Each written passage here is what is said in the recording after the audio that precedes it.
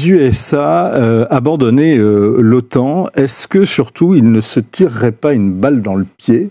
Il y a un de nos analystes, Jean-Pierre Robin, aujourd'hui, qui explique que les premiers bénéficiaires de l'OTAN, c'est quand même l'industrie de défense américaine. Oui, je ne sais pas. Hein. Tout ça, c'est spéculatif. Et quand Trump parle, quand Trump dit des choses, tout le monde s'affole. L'une des questions qu'on se pose de plus en plus pour les États-Unis, c'est qui décide au final de la politique extérieure.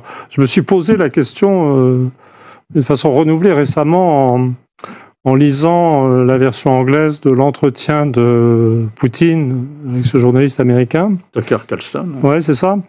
Dans lequel il expliquait, c'était très intéressant parce que c'était l'exposé, il parlait de ses rapports avec divers présidents américains.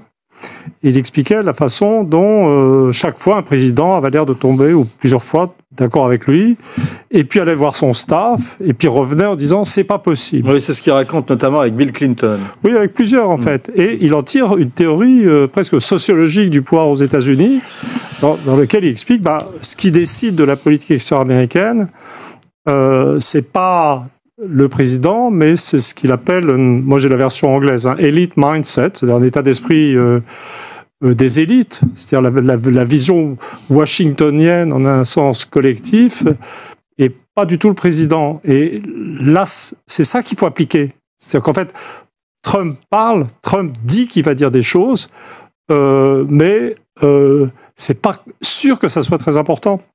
Moi, ce que je Donc vous vous inquiétez pas de la montée de Donald Trump et de son éventuelle victoire à la présidentielle de novembre 2024?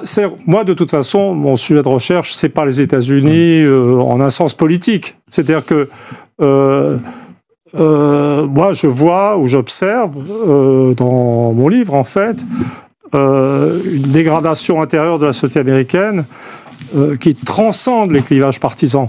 Et donc, je dirais que dans un contexte français, l'inquiétude, il y a une conscience de ce que l'Amérique va pas bien, de ce qu'elle est en train de devenir un peu cinglée, mais la façon dont les élites françaises, politiques, journalistiques, culturelles, gèrent ce sentiment de mal-être vis-à-vis de l'Amérique, c'est en le fixant sur Trump simplement, alors qu'en fait, c'est l'Amérique, et je pense qu'on pourrait, enfin moi, personnellement, j'en servirais autant, il y a autant un problème Biden qu'un problème Trump.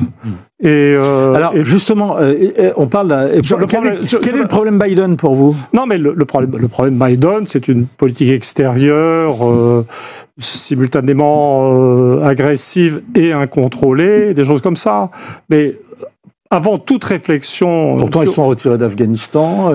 Ils sont sur l'Ukraine, ils y vont, mais un peu à leur corps défendant. C'est ce que j'explique dans mon livre. Ouais. Ils sont tombés dans un piège. Ouais. Mais ce qui est important, si on veut faire, à mon sens, sérieusement de la géopolitique, c'est d'essayer de voir un peu au-delà des individus et de voir la dynamique générale de la situation américaine.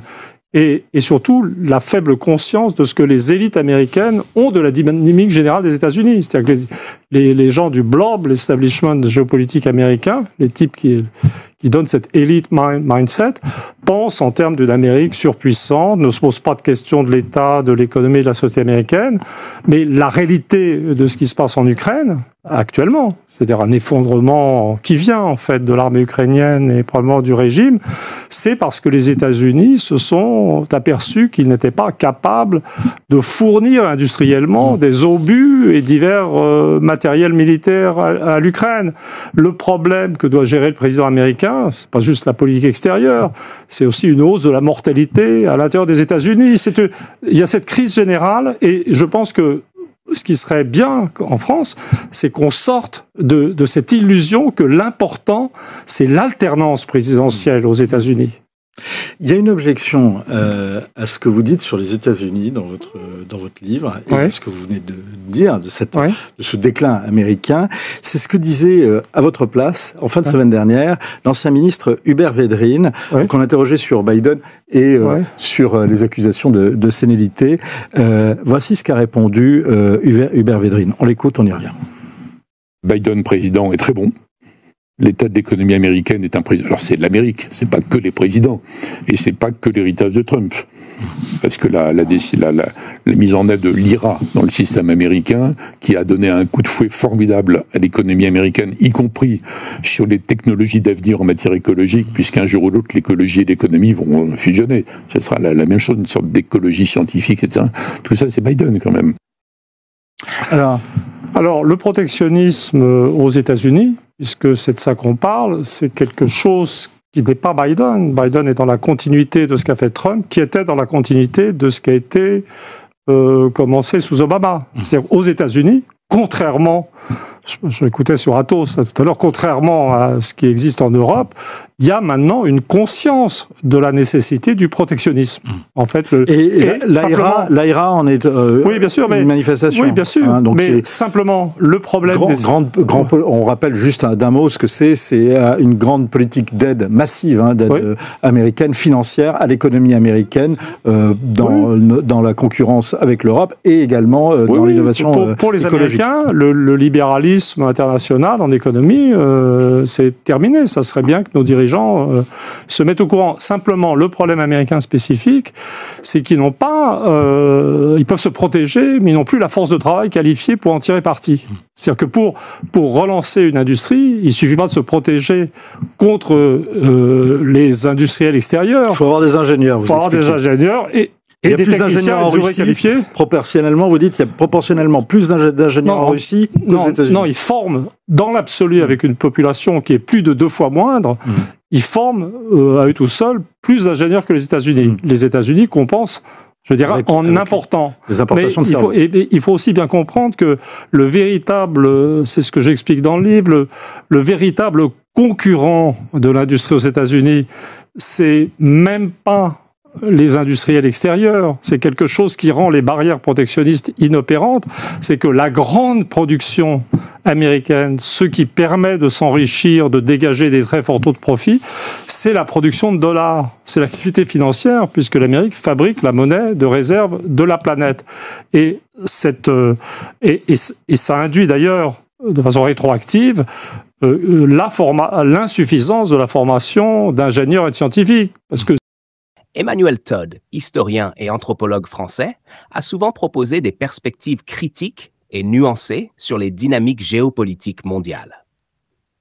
Lorsqu'il aborde la question de savoir si les États-Unis ont toujours les moyens d'être le gendarme du monde, plusieurs aspects méritent d'être explorés. Tout d'abord, il convient de contextualiser la position des États-Unis après la Seconde Guerre mondiale.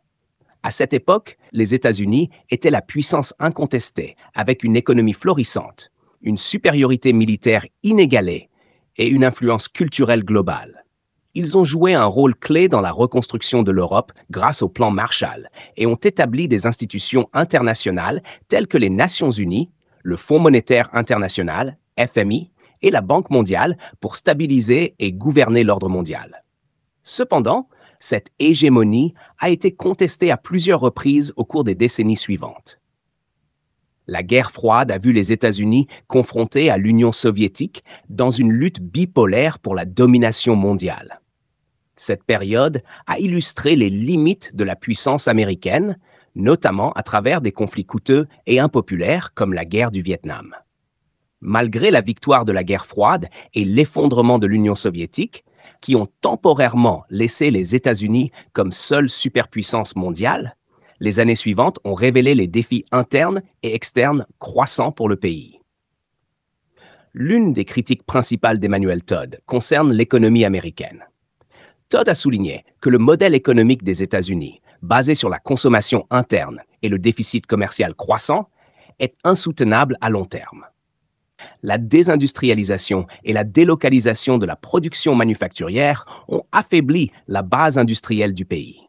En outre, l'accumulation de la dette publique et privée pose des risques pour la stabilité économique.